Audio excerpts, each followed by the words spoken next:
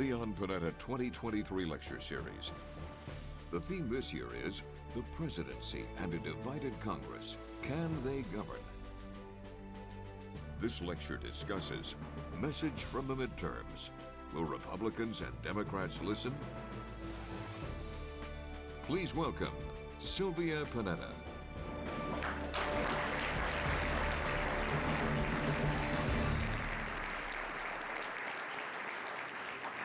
Good evening, ladies and gentlemen.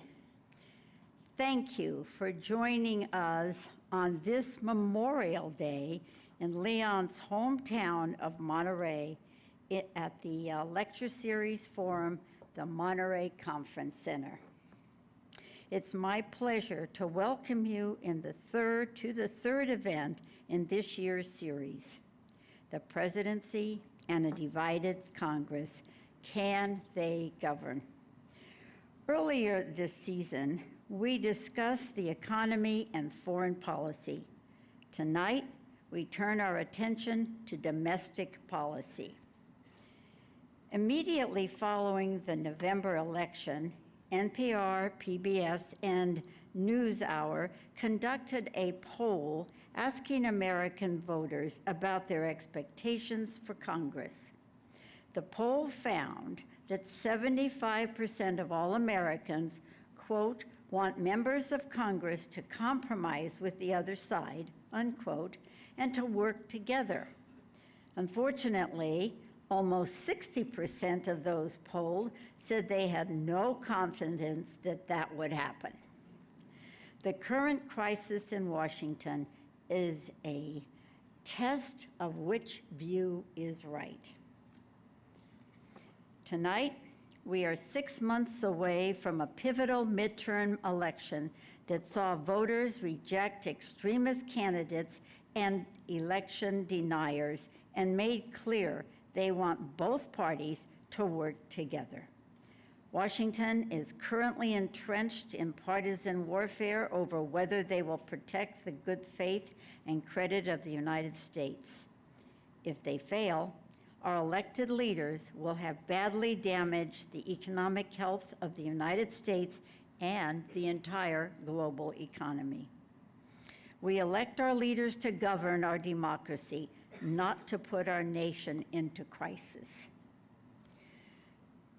We are relieved that President Biden and Speaker McCarthy have arrived at a deal. The question now is whether it will pass. This evening, we'll discuss the message from the midterms. Will Republicans and Democrats listen? Too often, we govern by crisis rather than leadership, and it's the American people who pay the price. What will it take to get our elected leaders to listen to the voters and do the job they were elected to do? Can compromise prevail over conflict? Secretary Panetta will discuss these issues with 4 political experts. They know how Congress works, how the parties function, and how elections are won and lost. Our first guest served as Speaker of the United States House of Representatives from January 2011 to October 2015.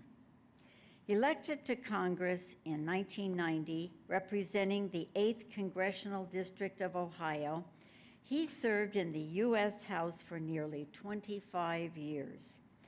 Part of the reform-minded Gang of 7, he worked alongside then House Speaker Newt Gingrich to craft the historic 1994 Contract with America and helped to lead the efforts to enact the first balanced federal budget in a generation. Later, as chairman of the House Committee on Education and the Workforce, he wrote legislation to expand school choice and strengthen America's pension system. Elected House Majority Leader in 2006 and chosen to become House Republican leader later that year, He led the opposition to President Obama's Cap and Trade initiative and the Affordable Care Act on January 5th. He then took the gavel as Speaker. He negotiated with President Obama on the passage of the 2011 Budget Control Act and retired from Congress in 2015.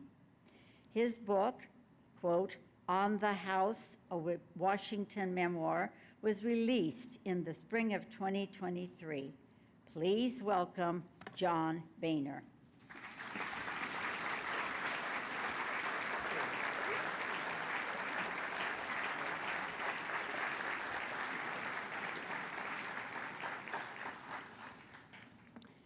Our second guest is the first woman senator elected from North Dakota. Throughout her time in office, she established a record of bipartisanship and bipartisan leadership and prioritized improving the lives of Indigenous people and working families, stopping human trafficking, guaranteeing affordable health care, and securing an energy policy that keeps costs low but achieves climate goals. On the Senate Committee on Homeland Security and Governmental Affairs, she pushed to provide training and resources on first responders and worked to combat human trafficking. She also sat on the Senate Committee on Agriculture, Nutrition, and Forestry, and the Senate Committee on Banking, Housing, and Urban Affairs, where she pushed to return the nation's housing finance system, making housing more affordable. And she provided relief to small financial institutions. Today, she serves on numerous boards and is the founder and chair of the One Country Project, an organization focused on addressing the needs and concerns of rural America. Additionally, she's a frequent contributor to both CNBC and ABC News. Please welcome Senator Heidi Heitkamp.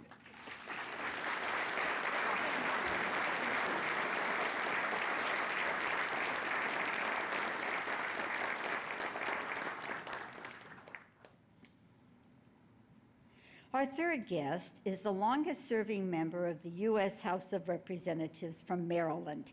He has spent over 50 years fighting for policies to improve America.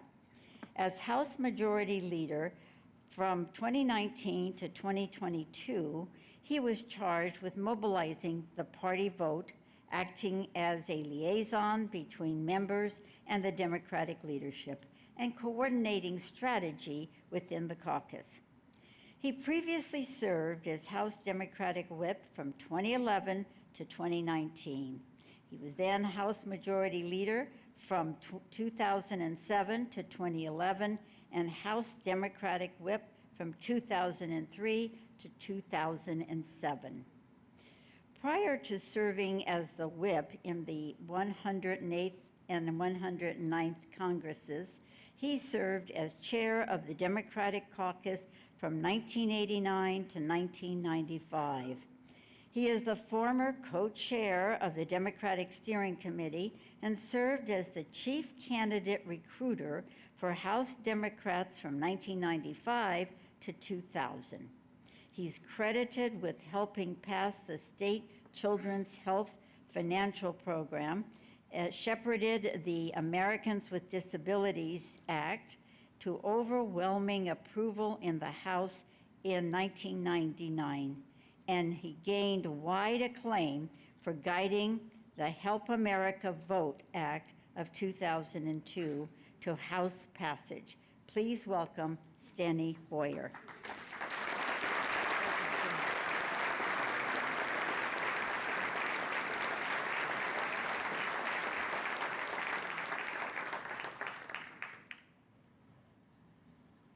Our final guest is the former chairman of the Republican National Committee and a self-described Lincoln Republican. He made history when he was elected Lieutenant Governor of Maryland in 2003, becoming the first African American elected to statewide office, and again with his subsequent chairmanship of the RNC in 2009. Under his leadership, the RNC broke fundraising records and Republicans won 63 House seats, the biggest pickup since 1938. His commitment to grassroots organizations and party building at the state and local levels produced 12 governorships and the greatest share of state legislative seats since 1928. Today, he is a political analyst for MSNBC. He has appeared on Meet the Press, Face the Nation, HBO's Real Time, and Bill Maher, and Comedy Central's The Daily Show. In addition to his work in television, he's widely published, and he co-hosted the daily radio program Steele and Unger on the POTUS channel on Sirius XM, and is the host of the Michael Steele podcast. Please welcome Michael Steele.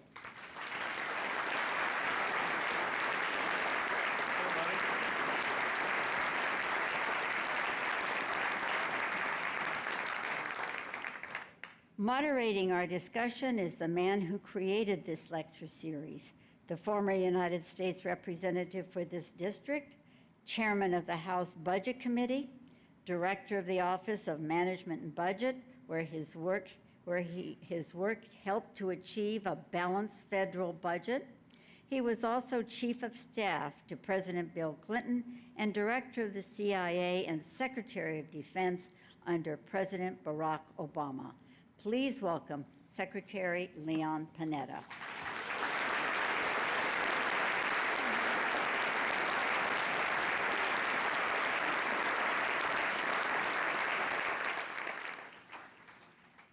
Thank you very much. Good evening, ladies and gentlemen, and welcome to this, our third forum of our lecture series. Our theme for the overall lecture series is the President and a Divided Congress. Can they govern? That question is being tested in Washington as we speak. To govern is to compromise. The President and the Speaker have gotten together and cut a deal to try to avoid a default of our good faith and credit. The question now is whether that compromise will pass the Congress. In the last midterm election, over 100 million voters turned out to vote, and they sent a pretty clear message. The nation needs to reject extremism, and both parties need to work together to govern. Tonight, we ask the question, do our elected leaders listen to the American people? The problem is this nation is confronting a lot of crises. The economy is shaky enough with inflation and rising interest rates. A default would clearly put it into a recession. We have an immigration system that's badly broken and in need of comprehensive reform. We've had over 240 mass killings so far this year. And neither party seems prepared to try to deal with how to prevent these horrific events. We've had a polarized and divided nation that neither party seems to be able to unify. And oh yes, even though we do have a budget deal, it does very little to confront a record debt of $31 trillion. On this Memorial Day, we pause to remember those in uniform who were willing to put their lives on the line and fight and die for their country. And we pray that our elected leaders can have a little bit of that courage in order to govern our democracy, or we will surely govern by crisis. Tough questions about our democracy, and we've got an experienced group of speakers who will try to help us see if we can find the answers. Let's begin with the issue of the debt limit crisis and the deal that was just made. There are some elements that are public on the deal. We're looking at a temporary freeze to discretionary spending with about a 1% increase in 2025. The freeze will be for 2 years. They've captured some excess COVID funds, reduced IRS funding. There's a slight increase for Defense and Veterans Affairs, limited work requirements, not for Medicaid. There are permits for a West Virginia pipeline. That's a gift for Joe Manchin, I'm sure. And a 2-year extension of the debt limit, which is the most important part of this, a 2-year extension of the debt limit to 2025. Lots of complaints on the extremes of the parties. So the question is, what do you think about this deal, and will it pass the Congress? John, you had experience with this in 2011, so you've learned some lessons. What do you think of this deal? Well, it was never going to be easy for the Speaker and the President to come to an agreement given the election outcome and given the extremes in both parties. But the fact is, I don't think there was any question they were going to come to some agreement. The debt limit was never really in jeopardy. If it had been, you would have seen the financial markets over the last couple of months go bizarre, but they didn't. So there was going to be an agreement. They've come to an agreement. It's going to pass the Congress. Matter of fact, I would argue that it'll probably pass the Congress in pretty overwhelming numbers. Does it solve a lot of problems? No. Does it put a little Band-Aid on the issues? Yes. Heidi? Well, I think clearly it's in the Democratic's interest and the President of the United States' interest, who's going into a reelection, to carry this deal and prove to the American public that he can govern, that he can be part of a compromise that listens to both sides. And it's really incumbent on the members of Congress in his political party to respond by giving him a pretty sizable vote of confidence with this deal. I will tell you, I think the deal, by what I thought might happen, is pretty modest. It is not earth-shattering. It doesn't deal with the $31 trillion problem that we have. We now have a debt that has exceeded our GDP. We have interest rates that are going up that are catastrophic. And so we shouldn't pretend that this is really a budget deal. This is a political deal that saves face, I think, on both sides. McCarthy gets what he needs, which is he now has become, I think, de facto the leader of the Republican Party. And Biden got what he needed, which is to show that he can get a deal done. And I think win all around for both sides. Steny? Well, it will pass. I agree with John, and I think we'll get substantial votes on both sides. I know that's true on our side. I hope it's true on the other side. I think McCarthy did what he had to do. I think the first offer was not a real offer that we passed through the House. I don't think anybody really thought that was going to become law. But having said that, both sides agreed on a premise. So it's sort of an odd negotiations because both sides, including the Speaker in his speech in Wall Street, said default is not an option. Default is not an option. It would have had catastrophic consequences, and everybody knows that.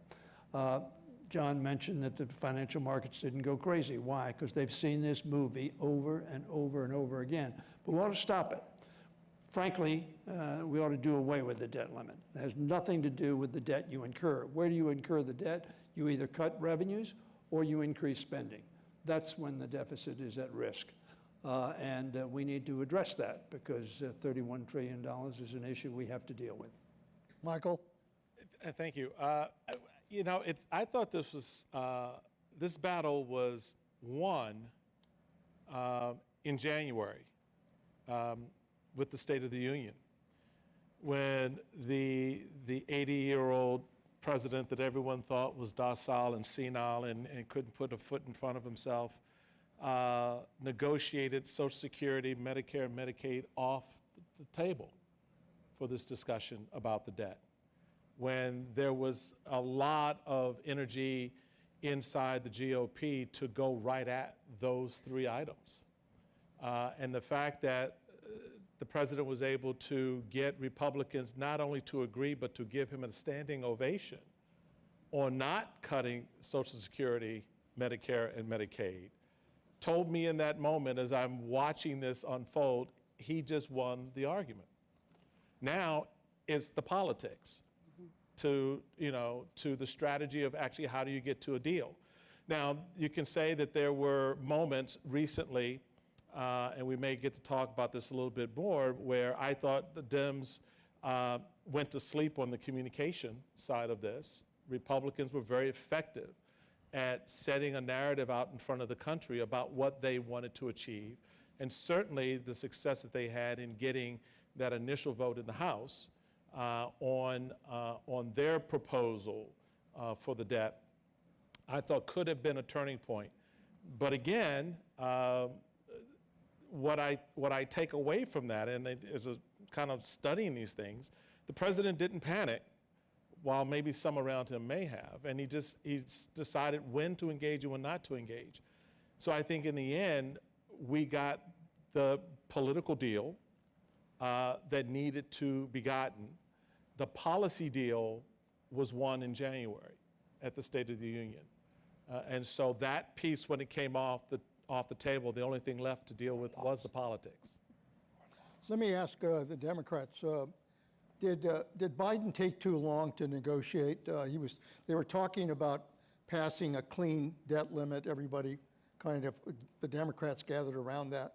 But my sense is that McCarthy did a very good job dealing with the press and with the vision and kind of the message. And Democrats were a little divided on that. Could the Democrats have done a better job at trying to say to the country, this is what our vision is all about? Steny? Well, I think you could always do a better job in retrospect, 20 hindsight. The fact of the matter is, Biden has negotiated throughout his career, which has been long and I would say distinguished. And I think he made a judgment that he had to give the Republicans time enough to talk about what they were actually proposing and to understand that it was not a viable proposal. Cutting defense, cutting veterans, cutting NIH, cutting law enforcement, which was all in their proposal, was not a viable proposal. And I think Biden waited till what he thought was the right time. I think, Michael, you're right. The Republicans were out there. Nobody understands, frankly, what the debt limit is. None of you have a debt limit. You take out your credit card and you say, look, I can't spend it because I'm too much in debt, or you spend it. And when you spend it, you're going to pay whoever you gave the credit card or your credit card company the money. So it's a phony issue. We ought not to have a debt limit. We're the only country in America that really has a debt, in the world that has a debt limit. Ourselves and Denmark. Australia had a debt limit, but they repealed it because they thought it was senseless, which they were correct. And Denmark never gets, it's so high that they never get to it, so they never have this battle. But I think Biden struck when he thought the time was ripe to do so, and I think timing is important. It's always happened at the last minute. Why? Because everybody wants to posture that they're going to hold tight to their position. Heidi? Honestly, I've negotiated a lot of deals in my time, including the tobacco deal. I never went to the tobacco company and said, okay, would you take this? And if they were silent, then come back. What about this? What about that? McCarthy had to prove that he was actually a player, that he had legitimacy at the negotiating table. The only way for McCarthy to prove that was to actually make a first offer, which was the bill that passed the House of Representatives. Once that bill passed and Biden saw the parameters of the negotiation, then he could begin the process. Why would anyone in their right mind who knew anything about negotiating begin that process until you knew what the offer was on the table? And so I think this was a messaging problem from the Democratic standpoint, because when they said, you won't negotiate, my argument when I frequently commented about it was, all you got to do is pass a bill and send it to the Senate. I mean, if you have the chops to do that, do it. And I think once McCarthy actually did that, that set the parameters. It helped achieve what I think is a fairly modest proposal in the end. And I think Biden's timing was 100% perfect. Let me ask, Michael raised this issue of taking Social Security and Medicare off the table. But when it comes to dealing with the $31 trillion debt, of which, when it comes to spending, 2/3 is entitlements, I guess my question is, when is the Congress going to get serious about dealing with a $31 trillion debt, which means you've got to deal with entitlements, you've got to deal with discretionary and defense, you've got to deal with revenues. Is there the leadership in the Congress to confront those issues? John? No. Michael says that Biden took those issues off the table in State of the Union speech. Hell, they were never on the table. Nobody on the Republican side was going to put Social Security, Medicare, Medicaid on the table. They get their heads taken off. And the fact is, until the American people get serious about it, it's not going to make any difference. The leaders in Washington, matter of fact, the members in Washington are being held hostage. They're being held hostage by the loudest voices in their congressional districts. And the leaders, for God's sakes, they're really being held hostage. You know, if Biden and McCarthy came to an agreement, their heads haven't been taken off yet. I'm a little surprised. But just watch. The next couple of days, the far left will go after Biden. The far right will go after McCarthy. I don't think they're going to get very far. But they're being held hostage because America's divided. And members reflect their constituents. Actually, they reflect their loudest constituents. I never fell for that. My colleagues up here, I don't think ever fell for that. But most members do fall for it. And because America's divided, the Congress is divided. At some point, the American people will get tired of this and demand more of their members and more of their leaders. And until America makes that decision, we can't expect these members to do it on their own. Leon, you and I were in Congress when the environment for doing it was created. By whom? Ronald Reagan and Tip O'Neill. And they got in the boat together because they said, if we don't do something, Social Security is not going to be able to pay the benefits that are due. And the requirement is going to be, and I want to congratulate John Boehner, and he got his head taken off. John Boehner and Barack Obama made a deal. It's probably one of the best deals that's been made, and it was not viable, unfortunately. Notwithstanding the fact, John had the courage, Obama had the courage to say, look, this is a solution. And until we have that environment, it's not going to happen. Michael? Yeah, I agree with John on the piece about the makeup of the Congress. Our elected officials are an extension of us. They represent us. We elect them, right? And it speaks to that process where a lot of people check out and then complain about it afterwards. So you sit here and you wonder how you got Congressperson X or Senator Y, and the first question I ask them is, well, did you vote in the primary? And well, no, I don't vote in primaries. Everyone shut the hell up. You had no say in who would be the nominee of the party. You had no say who ultimately would win the general election. So to your point, there is much more of us involved in the condition that we see playing out, not just in Washington, but in our state capitals. A lot of people whining and complaining about Florida and what Ron DeSantis is doing. Like, you saw he just got reelected by an incredible number of people. So they must be happy with that. Now, you don't live in Florida and you're screaming, okay, it doesn't matter. But the reality of it is our elected officials are an extension of us. And that yin and yang and that push and pull, that is the politics of the game, sometimes when it's out of sync, which I believe it is now, you get these outsized, outlandish kind of results where the wrong people, quite frankly, wind up in positions of leadership because they're not there to lead.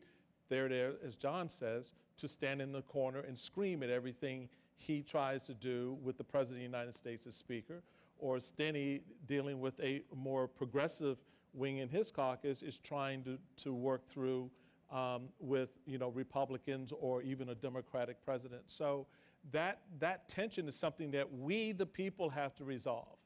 We have to get it right for ourselves, what kind of men and women we want representing us in our nation's legislative body and in the executive offices of governor and president. And until we figure that out or decide what we want that to be, I think you're going to see more and more of the screaming from the corners, as John noted. Does that explain what's happened to the Budget Act? Because the Budget Act provided that the Congress exercise fiscal discipline, pass a budget resolution. When I was there, the chairman, et cetera, for 30 years, we pretty much passed budget resolutions, which meant we had to decide how much was going where. Congress hasn't passed a budget in 20 years. So there's clearly not a sense that they really have to sit down and work their way through a congressional budget. Is the budget process, is it possible that the Budget Act could again work, or is it dead, period? Heidi, what do you think? Honestly, nothing is possible until the voters decide debt and deficit is a voting issue. That's right. Okay, so if I asked you all in this audience, how many of you want a balanced budget? I bet you all of you would raise your hand. And if I said, I'm telling you today that you're going to have to make some pretty substantial changes to Medicare, Medicaid, and Social Security, how many hands would still be in the air? Very few, because we want what we want, and we've been told you can get whatever you want and not worry about that debt and deficit. And this is not a partisan issue. The last administration blew the debt up 25% by telling people, look, you can cut all the taxes you want and it will pay for itself. That's never been true in this country. It's never been true that we can balance this budget. And I'll tell you, the biggest budget buster is healthcare. It's our demographics. It's the fact that we're aging, and as we get older, we're more costly. How many of you for cutting benefits to elderly for Medicare or Medicaid? Oh, I didn't think so. And so we've got to be honest with the American public about what choices we're making.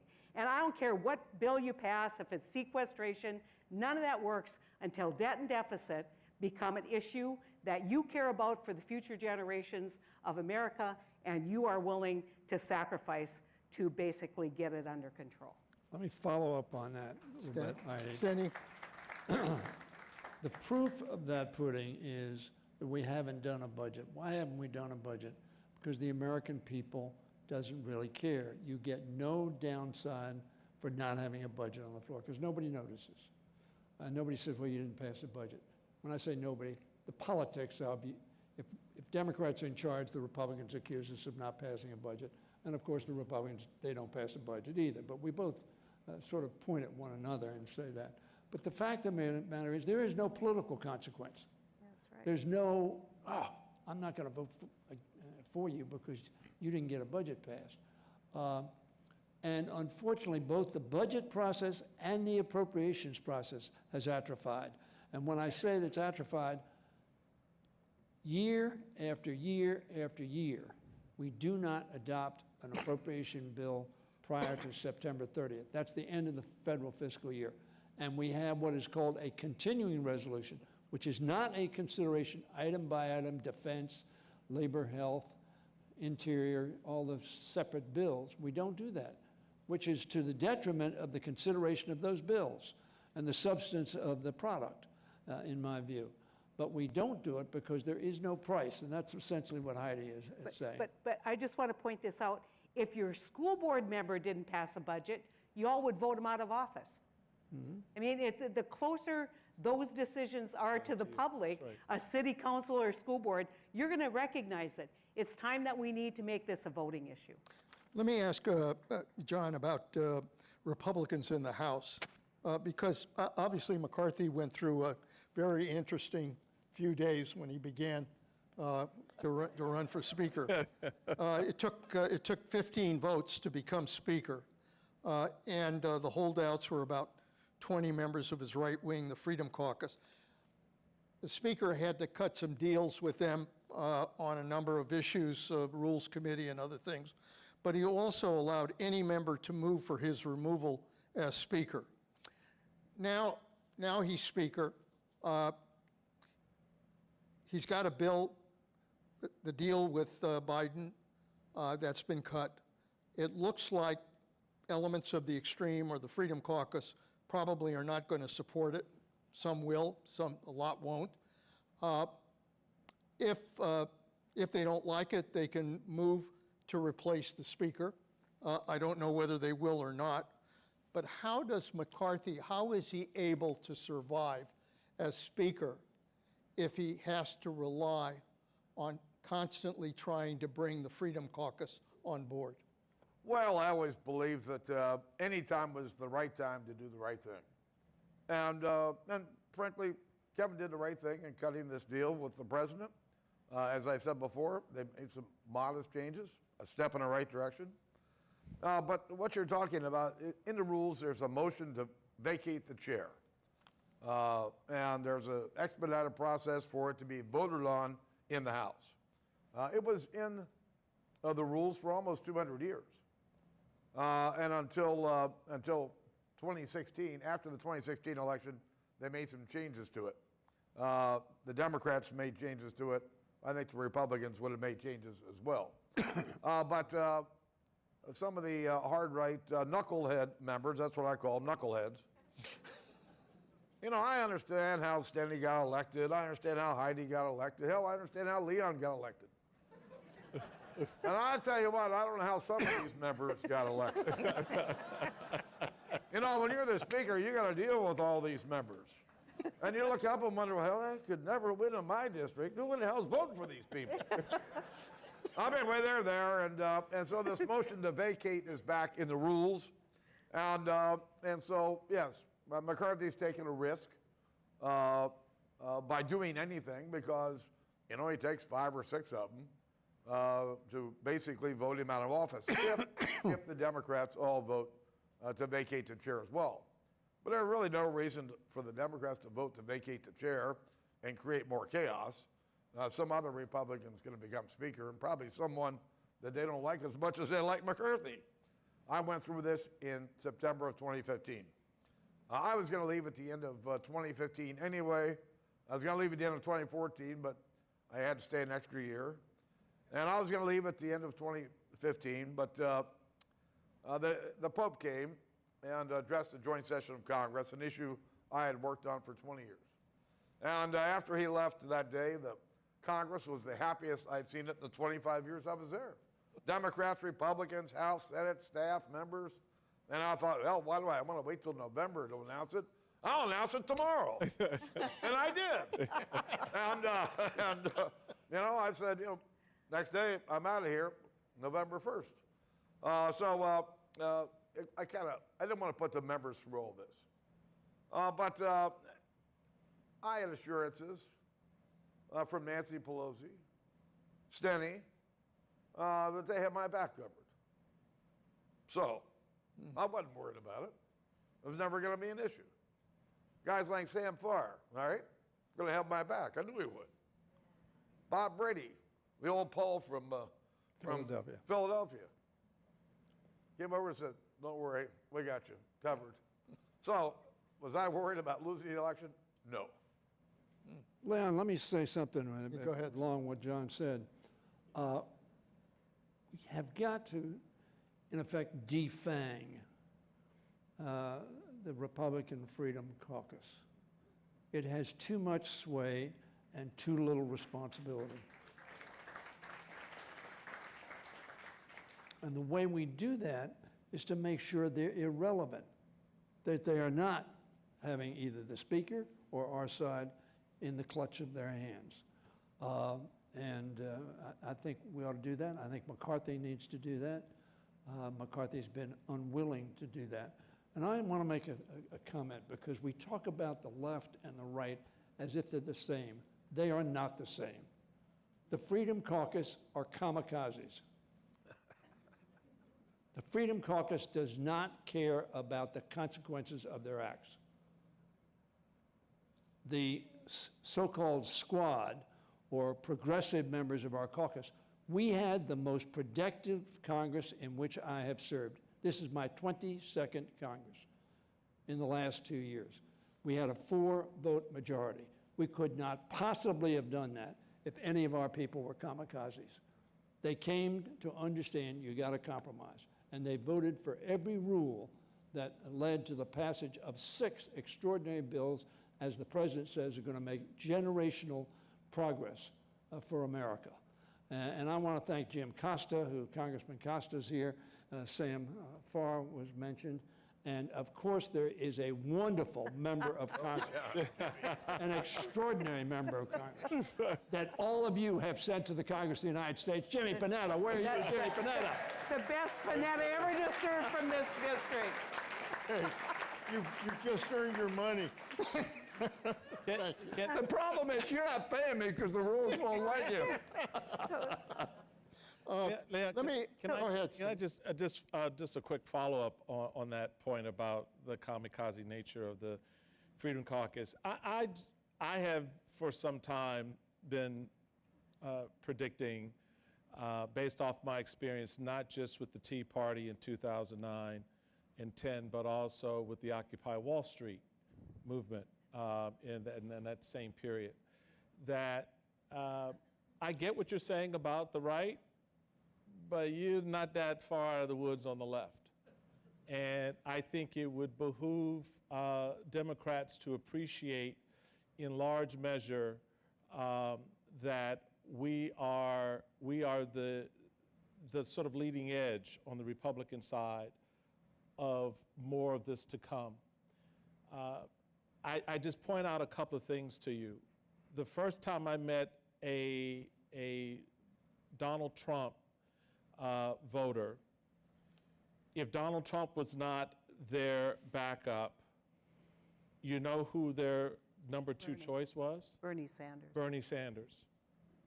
When I was at the Democratic National Convention, I met 5 women from the great state of California who had indicated to me that they were not supporting Hillary Clinton, and that if Bernie Sanders could not wrestle that nomination from her at that convention, they would be supporting Donald Trump that November. So this idea that all of this is on the right, I think, is a sucker's discussion. Donald Trump picked up 8 million more votes in 2020 than he got in 2016. There are not that many Republicans that could give him that kind of additional number. When you look at it by congressional districts, he only lost by 78,000 votes. So the reality for the country is that we need to get our heads wrapped around what our neighbors and our family members are thinking. Because y'all know there's some family members you don't want to sit down at Thanksgiving dinner with, right? Yeah, I've got 2 daughters I could. I got it. Right? So we need to wrap our heads around that and get out of the comfortable space of saying, oh, that Freedom Caucus, oh, those right-wing conservatives, right? Because it's not just that. There's something else going on. There's something else that's fundamentally eating away at the foundations of the country that are not based solely in politics or parties. And so that's an important next conversation. It's kind of the work we're doing at RDI under the leadership of my good friend here, the senator, who has her pulse on her finger on a lot of these pulses out here. So, you know, the work of folks like Heidi out in the streets hopefully will help us complement and understand for our members in the House how to do their job but it goes back to what I was saying before. It still rests on us to get our heads wrapped around it as citizens, because our founders left that obligation to us. They didn't form a government by and of and for institutions or a president or a party. They did it for people. And that's, to me, the fundamental change that we need to wrap our head around. Let me, Leon, I can't let that go. I understand what Michael is saying. go ahead. He mentioned 2 elections. We picked Hillary Clinton, who was the moderate in that race. Sanders, we picked Joe Biden in our race. Your guys picked Donald Trump. So there isn't an analogy, and we could not possibly have passed those 6 bills, which are making an extraordinary difference right now in this country, without our more progressive members compromising. My point on the kamikaze is that your guy, McCarthy's dealing and Boehner dealt with people who wouldn't compromise, who wouldn't understand that politics is about compromise and that they are not 100% right. Understood, but all I'm saying, just last point, understood. I'm just saying the storms are coming. That's all I'm saying. And just be prepared for it. I get what you're saying, but that compromise is a very thin thing. If you listen to what the AOCs and It happened, Michael. others are saying. It happened. All right, guys. Okay, I hear you. I hear you. Let me ask, I'd like to ask the Republicans this and the Democrats this. I'd really like you to kind of define your parties.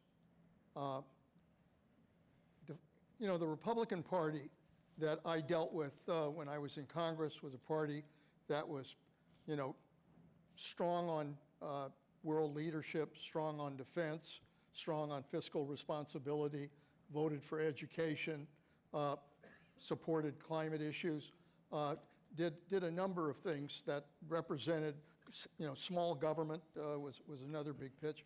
I mean, I kind of knew what the Republican Party stood for. Today, I'm not sure whether the Republican Party is the party of Trump, party of McConnell, the party of you know, there's some establishment, party of Liz Cheney. Define the Republican Party for me as you see it today. John? I thought you defined my Republican Party pretty well. Congratulations. That's who I am. I believe in a smaller, less costly, and more accountable government. I believe that providing every child a chance at a decent education is critically important to the future of the country. I believe that America has to provide strong leadership around the world. And I frankly believe that trade is good for America. I know I'm going to get shot, but I don't have to run for election anymore. Because you can't talk about trade anymore. Everybody's against trade. But anyway, that's who I am. I'm not going to speak for others, but they better figure it out pretty quick. Michael? Yeah, so I think there are a number of ways to approach that. The first is the party stands for nothing because it doesn't believe in anything. And the reason I say that is it has no platform to tell us what it is they believe, because that's what the platform's for. They decided not to put forward the platform in 2020 because the president told them not to, that he would decide exactly what it was we would talk about. What the speaker referenced is the party that I joined as a young man growing up in Washington, D.C. in the 1970s.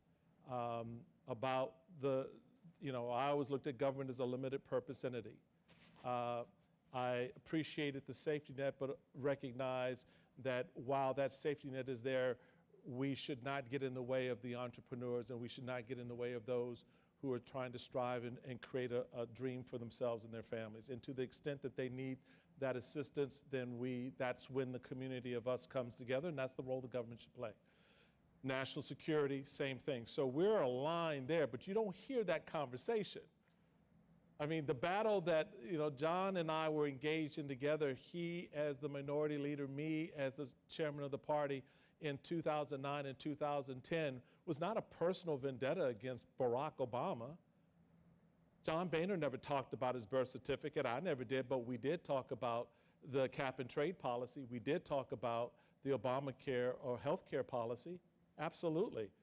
Those grounds were legitimate grounds to have a national debate between the two parties about the future of the country, and then for the citizens to decide which direction you want to go in, right? So what's happening with the party today? Well, what's happening to the party has been taken over by grifters and bullshitters.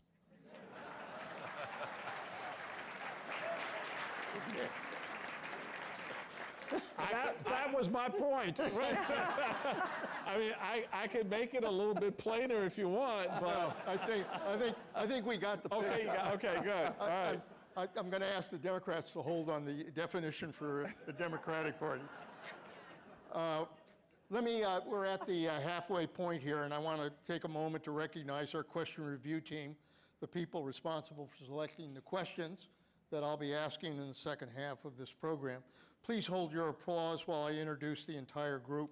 They are Mike Clancy, who is a contributor with the Pacific Grove Press, Dave Kellogg, who's the managing editor of the Monterey Herald, Doug McKnight, who's a reporter with KAZU Radio, and David Schmaltz, who's a staff reporter with the Monterey County Weekly. Would you thank them for us, please? Listen, Sylvia and I also want to thank the Panetta Institute Board of Directors and all of the lecture series sponsors, and for that matter, all of you that are loyal supporters of this program. It really allows us to bring these important discussions to the community and to students so they understand what democracy is all about. Please give all of our sponsors a hand.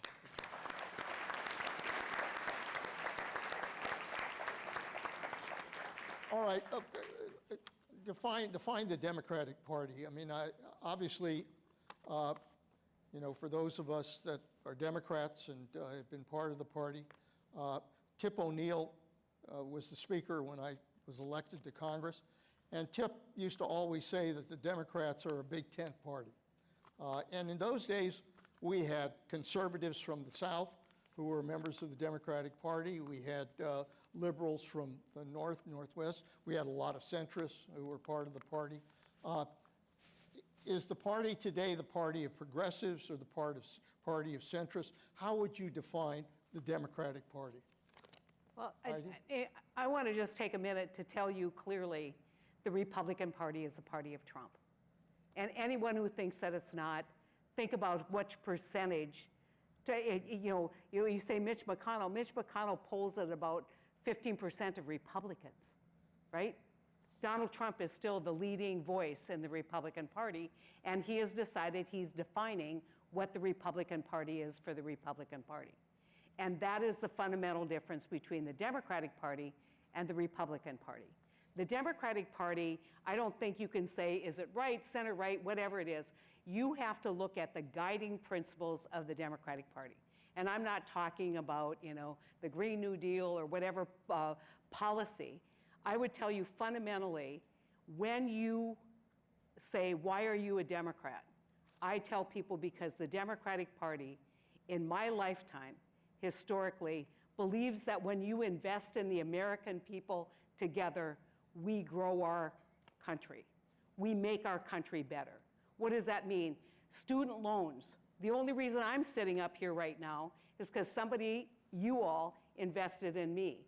The GI Bill, the New Deal that came out of a bad recession, you go down the line, and the reason why we're able to have more cohesion as governance, in our governance, is because we always go back to that guiding principle.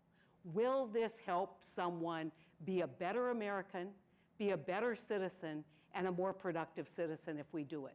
And is that an essential part of what needs to be done? And that's the principle that we govern on, helping the individual that achieve whatever God-given, opportunity that they may have to achieve and to become a better American. Okay, thank you. That's the Democratic Party. Let me turn to the questions from the audience, if I could. How big of I want to get to the presidential campaign for 2024. How big of an issue will Biden's age be in the next election? Biden has achieved a number of legislative goals, but at the same time, he has 42% in popularity in the country. What does Biden have to do in order to win in 2024? I think what we have to do to have Biden win, I think he's going to win, is to let people know what he's done. It's been an extraordinary presidency for 24 or whatever, 30 months now. In looking, and I've talked about the American Rescue Plan, the infrastructure, there are 32,000 projects underway right now in every part of America because of the infrastructure bill, and it's going to make a difference. It's going to make a difference to commerce, it's going to make a difference to communities, it's going to make a difference to families. The science and chips bill, we found during the course of the pandemic, we were relying on the unreliable. And so what did we do? We invested in America. We're going to invest in more manufacturing and in chips. Everybody probably in this room is wearing a chip, and we needed chips. Who made them? Singapore and Taiwan, and they shut down. And we shut down our automobile factories, our refrigerator factories, et cetera, et cetera. So what we've got to do is let people know, and as a matter of fact, Jeffries has appointed me to chair what we call our Regional Leadership Council to do exactly that, to show how much we have invested in America. And that's what you were saying. I had an agenda that I started in 2010, but I still use a lot. Make it in America. Not made in America, that's what we did yesterday. Make it in America is what we're doing today and what we will do tomorrow. Why did people come to America? To make it, to succeed, to have a better life and better quality of life. They wanted to make it in America. And that's what this entire agenda assures, that we're going to make it in America, not just manufacture it, but succeed, create jobs, make sure the environment is sustainable for life and our health. That's what we did in these bills, and for the most part, Republicans opposed every one of them. Why? Because largely they believe you're on your own. And I could go through minimum wage, I could go through all that. Stanley, you're on your own. Let me ask the question, because I think the consensus is that we're looking at a race between Trump and Biden in 2024. But it's also clear that the recent polls, Democrats and Republicans, and we just did a poll of college students, that a majority do not want another Trump-Biden race. Let me turn to President Trump. He obviously brings some accomplishments to the race on the economy, on COVID vaccines, on the Abraham Accords, but he brings a lot of baggage as well. He continues to deny the results of the last election. He's facing criminal charges on a number of fronts, from personal behavior to business dealings to classified documents to his role on January 6th. He's likely to be in trial during much of the campaign. And yet he is the front runner. He has 30% of the Republican vote, and he obviously is using the victim pitch, seems to be working for him. So is Trump going to be able to survive, or is he at the end of his rope?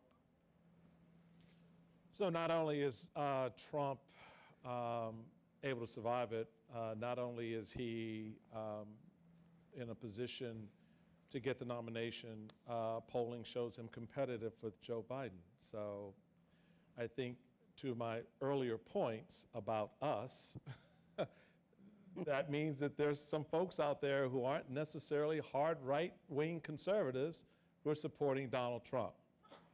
So when you go home, ask your cousin or your uncle who they're supporting. The other part of that is that a lot of that Trump support is not polled. It's how they slipped by in 2016. Pollsters generally still don't, and the media generally still do not take them seriously and do not think that they are in the numbers that they actually are. So yeah, Donald Trump not only is viable, he is competitive in both the Republican primary and the general election.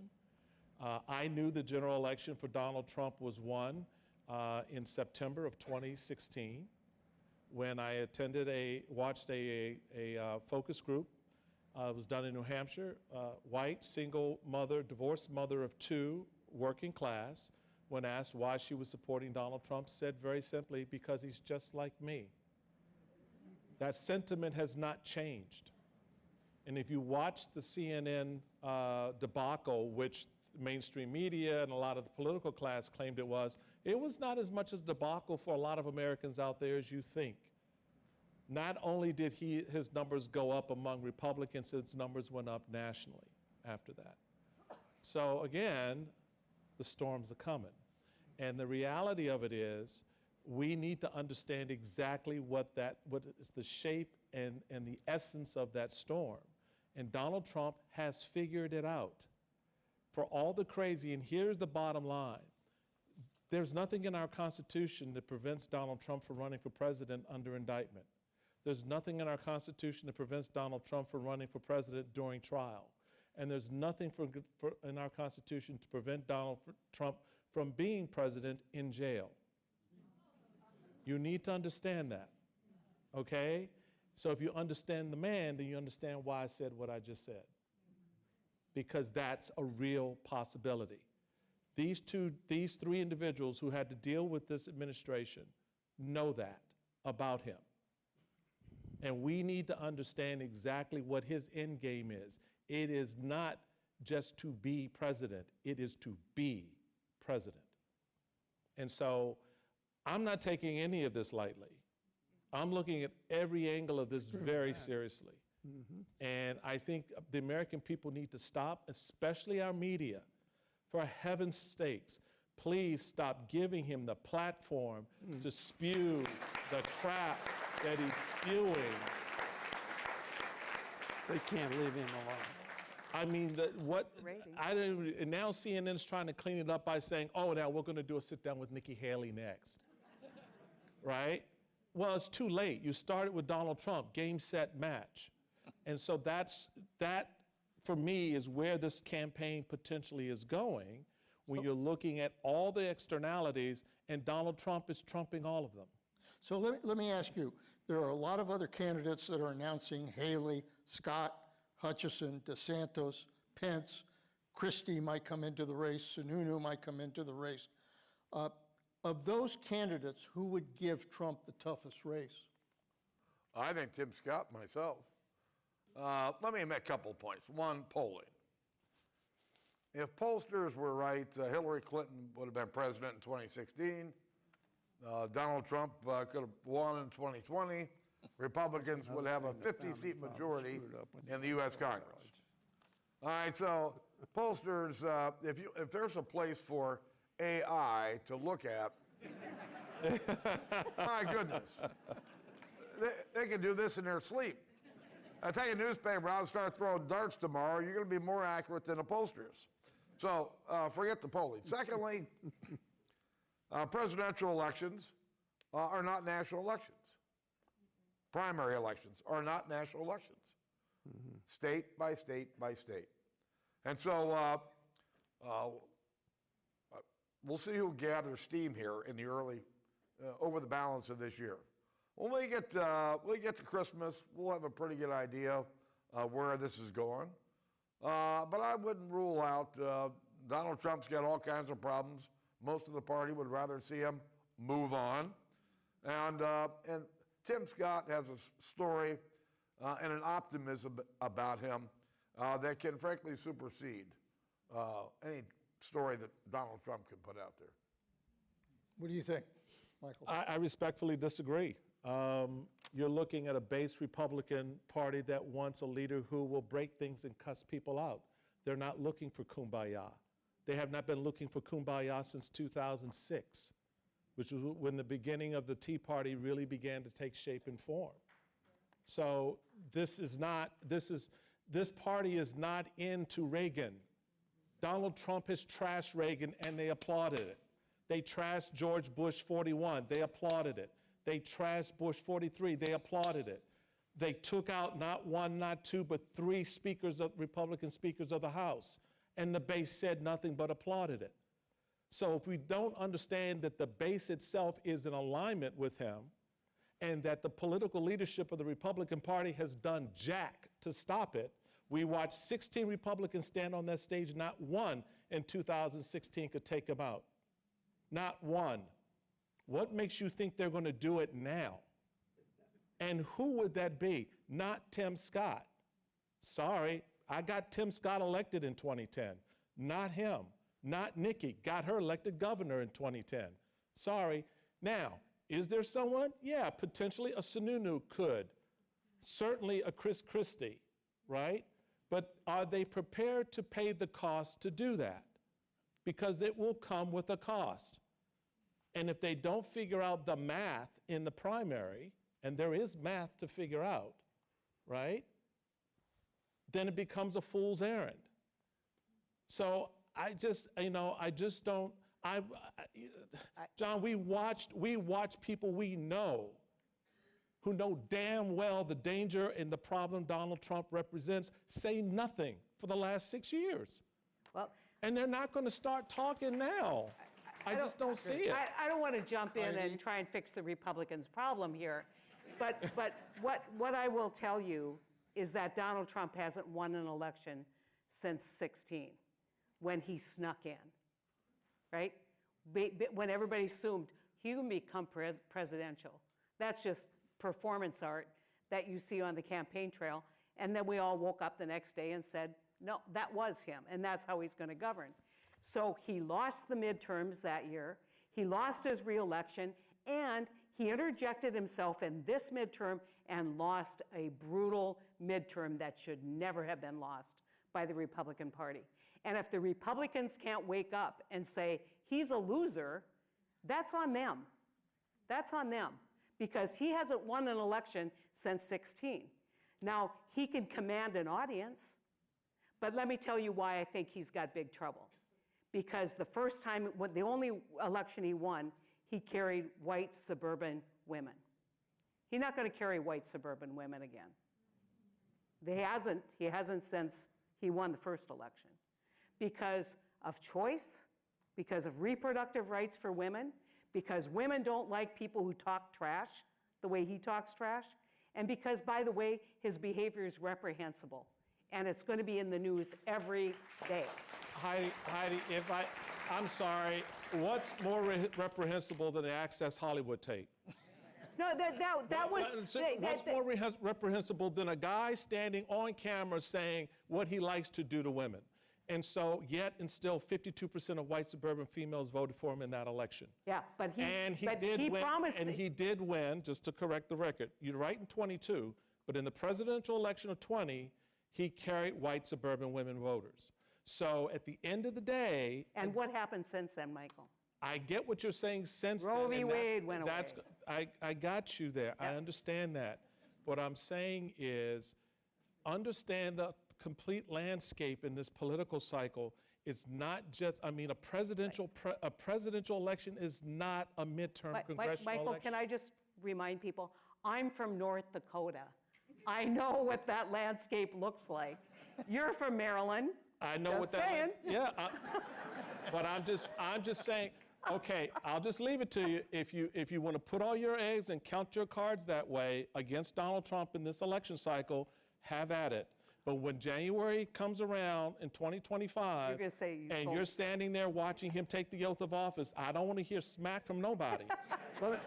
Leanne, can I put a positive spin on this for just a second? Go ahead, Stanley. Trump hasn't won elections. He won the Electoral College. Hillary Clinton got more votes than Trump. Biden, you keep talking about his 7 million more people. 150 million people, more people than I've ever voted. Yeah. Biden got 8 million more than Donald Trump. That's good. So, of course it's good. Amen, brother. The point I'm making is, in 16, he didn't get a majority of the vote. In 18, we won the House back because of Donald Trump in many respects. They feared Donald Trump. In 2020, he didn't get reelected. He lost substantially. And in 2022, the Republicans were supposed to wipe us off the table. Why didn't they? Because Trump involved himself deeply in the election. I don't believe Americans are going to allow somebody who lacks character, who lacks respect for the truth, and who lacks essentially respect for America and Americans to be elected president of the United States. I don't think it's going to happen. Joe Biden will be. I agree. I agree. Let me turn to Biden here, since we've. But Biden has no viable opposition at this point, but clearly low popularity, age, and concerns about Vice President Harris as well. Indeed, Bobby Kennedy, who's announced on the Democratic side, who's considered weak because of his stand on vaccinations, is now polling at 20%. 20%. Is it likely that a strong primary opponent will emerge? And if not, can Biden beat Trump in 2024? I certainly think the answer is not only is it possible, but it is probable, and I think he will beat Donald Trump if Donald Trump is the nominee. In terms of Bobby Kennedy's strength at this point in time, I think John talks about polls at this juncture. I don't think they mean much. Bobby Kennedy's named Bobby Kennedy. Heidi? I don't think anyone is going to get in. As long as Joe Biden says he's running for re-election, Joe Biden will be the nominee of the Democratic Party, and Kamala Harris will be his running mate. And so all of what, the angst and the worry, I think it really comes down to, it is very, very difficult to defeat a president in the next term. And so as long as Joe Biden, I think, continues to do what he's been doing, which is govern this country in a way that hasn't been governed for a long, long time, I think Joe Biden not only will get our nomination, but I think he will secure re-election to the presidency. Well, I've got my doubts. That was shocking. I was waiting. I'm looking. And don't get me wrong, Joe Biden and I have been friends for 30 years. I think he's a great guy. But, I saw this announcement a month ago or 6 weeks ago that he's going to run for re-election. I'm not seeing any fundraising events. I'm not seeing any political events, no campaign rallies. And, I've been around this process long enough and I grew up in a bar. Doesn't smell right here. Now, when you're Speaker of the House, you just can't leave like most members. Announce you're not running a year before, you can't do it. Once you announce you're leaving, you're a lame duck, and people look right through you. And I frankly think there's a chance that Joe Biden is trying to minimize the amount of time he's a lame duck. And I would not be at all surprised come later this summer, or clearly before Thanksgiving, that Joe decides, I'm not sure I want to do this. So we'll see. There's a long time between now and the end of the year. I talked about it with regard to Republicans, and I can say the same thing about Democrats. This poll is a snapshot of here and now. Not tomorrow, here and now. And so a lot of water is going to flow over the dam between now and the end of the year. Keep your eyes open. Okay, let's turn to the audience questions. How big of an issue will border security and immigration be in the next election? And do you think a majority of voters will see Democrats as too weak on this? Yes. Yes. Yes, yeah. I think the messaging on this has been awful from the very beginning. The fact that they then sort of plopped it on Kamala's plate and there it sat. And she had no guidance or no leeway to kind of move the needle on it. Legislatively, the Democrats never put anything really in play as immigration reform when they had control. So I think, it will be. I think the other issue that is sort of a sleeper piece of this is going to be the impact of migration policy, the migrant policies, and particularly what individual states have done and are doing, from shipping migrants and immigrants to other states to shutting down migrants' influx into their states, for workers, et cetera. So you're going to see a backlash in places like Florida, where migrants are already saying not going back there. And so that, from an issue standpoint, is going to raise the level of noise up as those workers who aren't there to plant the crops and harvest the crops have an impact on the economies in those states, which subsequently have an impact on the produce network and the economy across the country. By the time you get into next spring, you could see this issue sitting there along with the issue that Steny raised on abortion and guns. And again, a gun issue, again, emanating out of a place like Florida, and the policies that have been put forth basically, hey, you don't not only can you carry it, you don't need a permit to carry. And that now, in the light of some recent events there as well, those three are going to be the devil's triangle for candidates in 2024. Heidi, immigration? Well, I want to just point out that one of the first major pieces of legislation that I participated in was comprehensive immigration reform. 2013. Almost 70 senators voted for it. And we couldn't get the House, for whatever reason, to basically take it up and pass it. Now, having a good record of trying doesn't really excite the American people. Let's just be honest about that. You know, what does Yoda say? Don't try, do. And so, yeah, I like Star Wars. Anyway, you know, if you go back and you look at how these issues kind of pull, and you think, where does the issue of immigration hit the hardest in congressional races, the further you get away from the border. It's a big issue about caravans and whatever. But one thing has changed that I think isn't being accounted for, which is we are in desperate need of good workers in America, and especially agricultural workers. And when those fruits and vegetables don't get picked, when things fall apart in the economy because we can't find construction workers, we're going to start looking and saying, what do we need to do that will change things? Now, that doesn't take the fear of the other out of the equation. And so it's exploited because, as the past president said, these are all rapists and horrible people. When you're down there, you know that's not true. These are people just looking for economic opportunity, or in fact, yes, sanctuary from really bad people. And so we need comprehensive reform in this country. We need humanitarian reform, and it will continue to be a huge political issue that works in very red states against Democrats. But I think in more kind of places where people understand the dynamic, I think putting too much emphasis on this issue may in fact hurt the other party. Let me say that I think, A, it's an issue. I think it's a significant issue. I think that's why Biden is trying to deal with it now. Is it too early, too late, whatever he's trying to do now? He's getting criticized for tightening.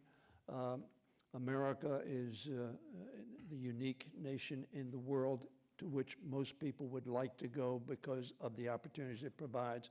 We cannot have all the people who are in trouble in the world. There's 1 billion, 1.5 billion, 2 billion people would want sanctuary. We cannot accommodate that. We need to have secure borders. I think we need to make that clear to the American people. We believe in secure borders, and we act as if we support secure borders, number one. Number two, Heidi's absolutely right. 2013, 68 United States senators in a bipartisan way vote for a comprehensive immigration bill. We pleaded with the Republican leadership to bring it to the floor. You remember?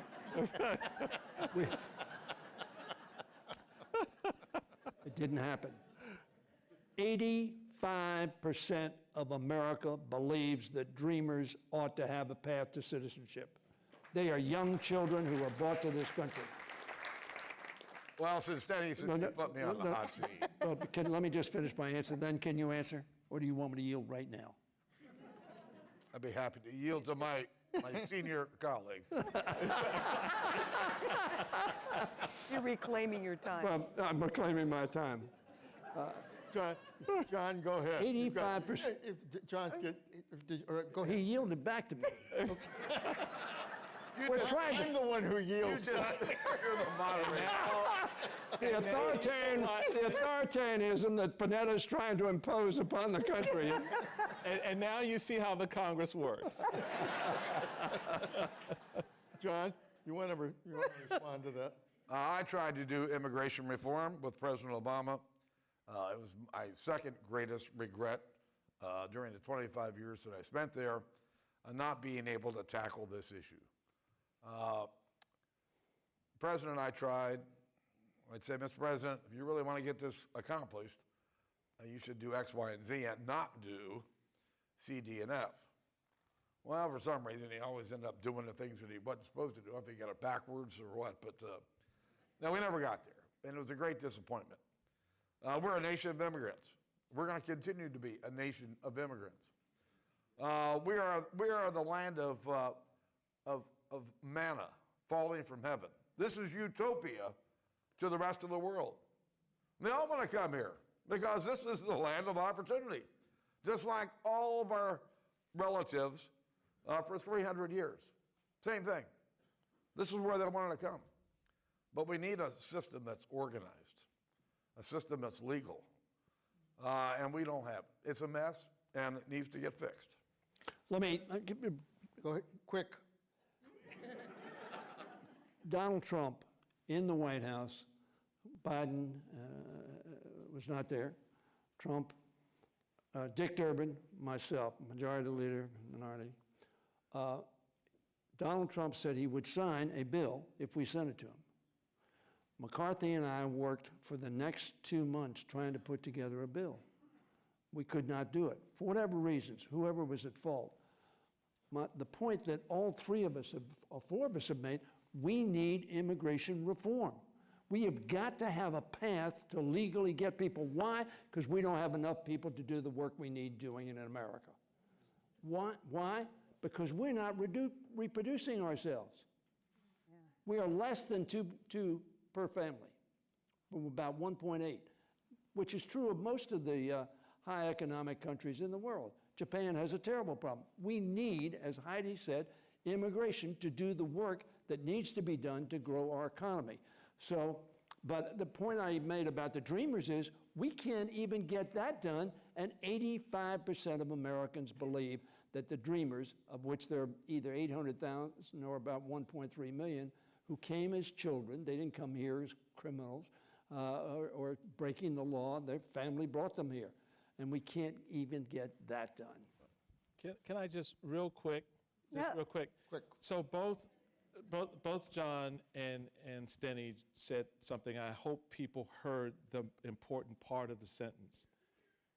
We tried to get immigration reform done, but we couldn't for whatever reason or for whose ever fault.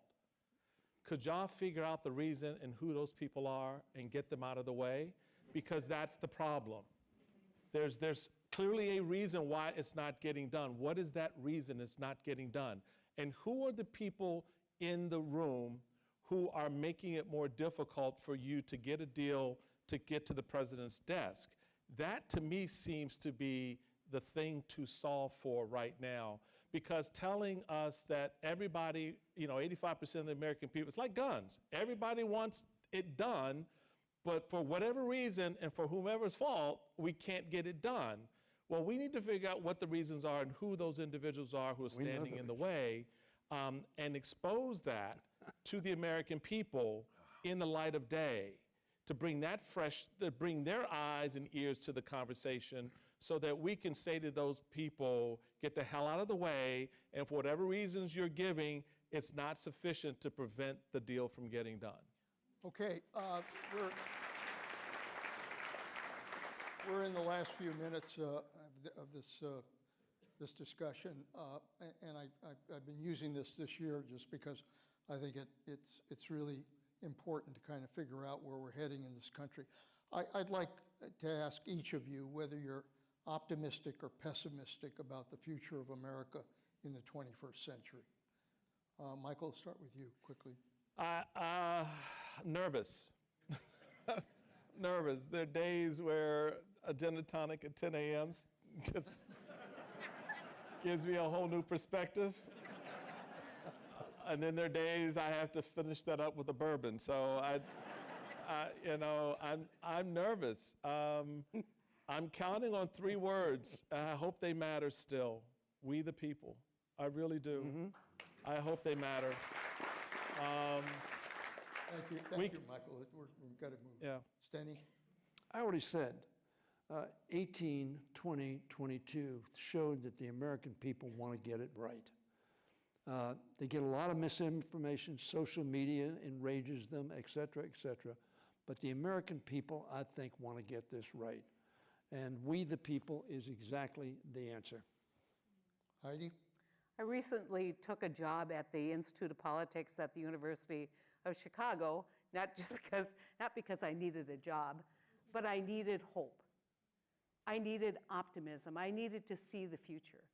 And if any of you have spent any time, I don't care what kind of institution, some of the most elite institutions in this country, down to the junior colleges, if you've spent time with young people, you only have great optimism for the future of our country. John, wrap up. I'm wildly optimistic about America. I mean, this really is the greatest country that God ever created. And, like you, Leon, I grew up washing dishes in my dad's bar, you and your dad's restaurant. Fancy word for a bar. Hell, we serve food too, all right? Pizza? I've got 11 brothers and sisters, grew up in a little house, and we got problems with our political process.